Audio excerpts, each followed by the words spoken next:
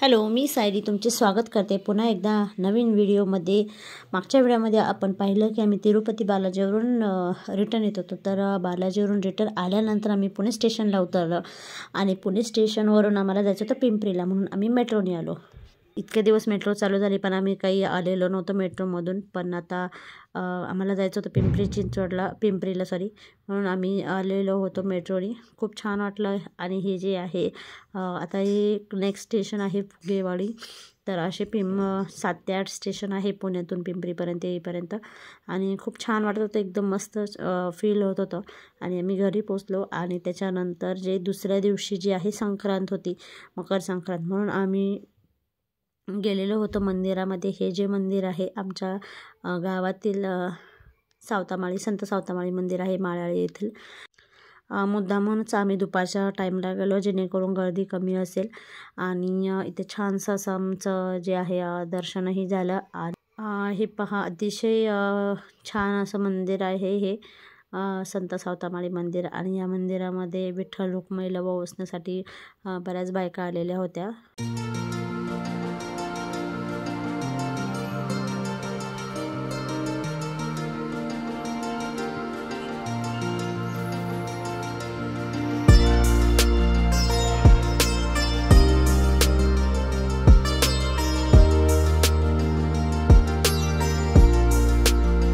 तर अशा प्रकारे देवाला ओवाळून झाल्यानंतर आम्ही जे आहे मंदिरामध्ये भरपूर बायका आल्या त्या। तर संक्रांतीच्या ज्या आपण सण साजरा करतो त्या सणामध्ये बायका ज्या आहे एकमेकींना ओवाळतात, म्हणजे ज्या सुवासिनी बायका आहे त्या एकमेकींना ओवाळतात, हळदी कुंकू लावतात। त्याचप्रमाणे इथे जे आहे तिळगुळाचाही असतो कार्यक्रम। तिळगुळ संक्रांतीला पूर्ण महाराष्ट्रामध्ये त्याचप्रमाणे पूर्ण भारतामध्ये वेगवेगळ्या पद्धतीने साजरा केला जातो। संक्रांत हा सण जो आहे तो सुवासिनी जे आहे सौभाग्य स्त्रिया त्यांच्यासाठी खूप मोठा आणि मानाचा सण आहे। प्रत्येक महिला ज्या आहेत त्या असं छानशा मस्तपैकी सजून आलेल्या होत्या। छान वाटत होतं, एकदम मस्त सगळ्या जणींना पाहून। सगळ्या मस्त साडीमध्ये वगैरे आणि ट्रॅडिशनल लुकमध्ये छान वाटत होतं। इथं जे आहे ही जी आहे ही माझी बहीण आहे, इथेच राहते ती, ही पिंपरीतच आहे, तिला पण इथंच दिलेली आहे पिंपरीत।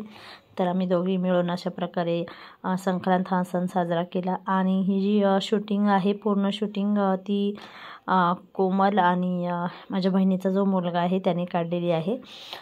त्याच्यानंतर आम्ही संध्याकाळी गेलेलो होतो हळदी कुंकवाच्या कार्यक्रमासाठी। माझ्या मैत्रिणीने आम्हाला हळदी कुंकवासाठी बोलवलं होतं, मला आणि माझ्या जावेला। त्यांचे तर हळदी कुंकू जे आहे संक्रांतीलाच मकर संक्रांतीच्या दिवशीच केले जाते। आम्ही दोघी गेलो होतो आणि त्यांच्या इथं जे आहे त्यांच्याकडे देवी आहे तुळजापूरची देवी। तर त्या देवीचं जे आहे आरस म्हणू शकता, किंवा छान प्रकारे अशी आरस केलेली होती त्यांनी। आणि हळदी कुंकवाच्या कार्यक्रमासाठी असं त्यांनी छानसं सुंदर असं डेकोरेशन केलेलं होतं। तर ही जी आहे तुळजापूरची देवी आहे, त्यांच्याकडे परडी आणि देवी आहे। खूप छान असं त्यांनी सजवलेलं होतं, हे त्यांचं देवघर आहे। खूप मस्त सजवलेलं होतं आणि डेकोरेशन तर त्यांनी एक नंबरच केलेलं होतं। खूप छान मस्त प्रसन्न फ्रेश वाटत होतं। नंतर हे जे आहे मिरवणूक निघालेली होती पोंगलची। आमच्या इथे पिंपरीमध्ये साऊथ इंडियन लोकही आहेत, तर त्यांची एक कम्युनिटी आहे, तर त्यांच्यातर्फे दरवर्षी ही अशी ओणमाने पोंगलला मिरवणूक निघते। तर पोंगल निमित्त त्यांची अशी मिरवणूक निघालेली होती आणि सर्व जे आहे साऊथ इंडियन लोकांनी पार्टिसिपेट केलेलं होतं।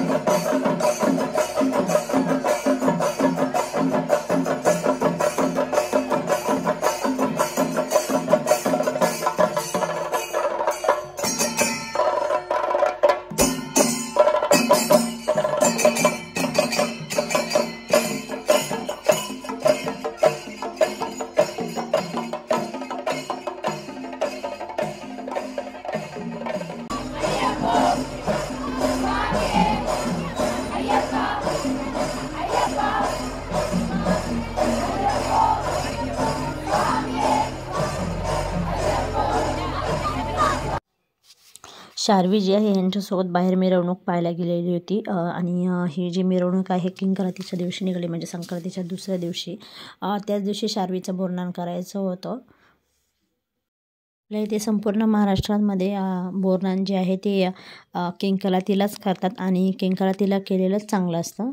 त्या दिवशी संक्रांतीनंतर बरेच जण करतात, पण बोरनान हे स्पेशली किंक्रांतीलाच म्हणजे संक्रांतीच्या दुसऱ्या दिवशी केलेलंच चांगलं असतं. त्याच्यामुळे लहान मुलांची किरकिर जी आहे ती निघून जाते. किंक्रांतीच्या दिवशी मला ऑफिसला सुट्टी नव्हती, त्यामुळे माझं जे ऑफिसचं काम होतं ते 8 वाजेपर्यंत चाललं होतं. त्याच्यानंतर जाऊन मी सामान आणलं आणि त्यानंतर डेकोरेशन केलं आणि मग सोसायटीत मुले तर येतातच, रोज खेळायला येतात खाली, त्यामुळे मग मुलेही आलेली होती आणि अशा प्रकारे मग डेकोरेशन वगैरे केलं. शार्वी तर 2 मिनटंही बसत नव्हते. तिने खूप गोंधळ घातलेला होता, कारण तिला बसायचं नव्हतं, तिला खेळायचं होतं. तर तिने काय केलं, सगळं जे आहे जे दागिने आणले ते हलव्याचे दागिने ते तिने घातले तर नाही, पण ते सर्व हलव्याचे दागिने तिने तोडून टाकले. बासुरी वगैरे तिने तोंडात घालून तोडून टाकली. तर तिला आम्ही खूप बसवण्याचा प्रयत्न करत होतो, पण ती काही बसायलाच तयार नव्हती. मुलांचं असं असतं, जेव्हा काही कार्यक्रम वगैरे काही असेल तर मग लहान मुलं अशी चिडचिड वगैरे करतात. ती बसतच नव्हती, तरीही आम्ही तिला बसवण्याचा प्रयत्न करत होतो. मग शेवटी तिला आम्ही कसं तरी नादवून वगैरे तिला आम्ही बसवलं, जेणेकरून बोरनांचा कार्यक्रम व्यवस्थित पार पडावं म्हणून. नंतर तिला सगळ्यांनी मिळून जे आहे थोडंसं फार तिला शांत केलं, कारण ती खूप रडत होती. तिला बसायचंच नव्हतं, ॲक्च्युली तिला बाहेर जायचं होतं. आणि त्यानंतर सगळ्यांनी मिळून तिला जे आहे छानसं असं औक्षण केलं. माझी मावशी, आई, बहीण, जाव, माझी सासू वगैरे असं सगळं जे आहे सगळ्यांनी मिळून तिचं औक्षण केलं. आणि लहान मुलंही होती, तर ती लहान मुलंही तिला एंटरटेन करत होती. पण तिचं कसं झालं की तिला कोणाकडेही जायचं नव्हतं, तिला फक्त बाहेर जायचं होतं. तिला नको वाटत होतं हे सगळं. त्यात तिने दागिने घालून दिले नव्हते आणि हलव्याचे जे दागिने होते ते तिने तोडलेही होते. त्यानंतर जे आहे अशा प्रकारे तिचं जे बोरनान आहे ते पार पडलं गडबडी गोंधळीमध्ये. आणि त्याच्यानंतर जेव्हा आपण तिला बोरनान घालतो लायन मुरमुऱ्याने, त्यानंतर जरा तिला थोडंसं छान वाटत होतं. तिला बोरनान जे मुरमुरे तिच्या डोक्यावर पडत होते त्यामुळे तिला छानसं वाटत होतं.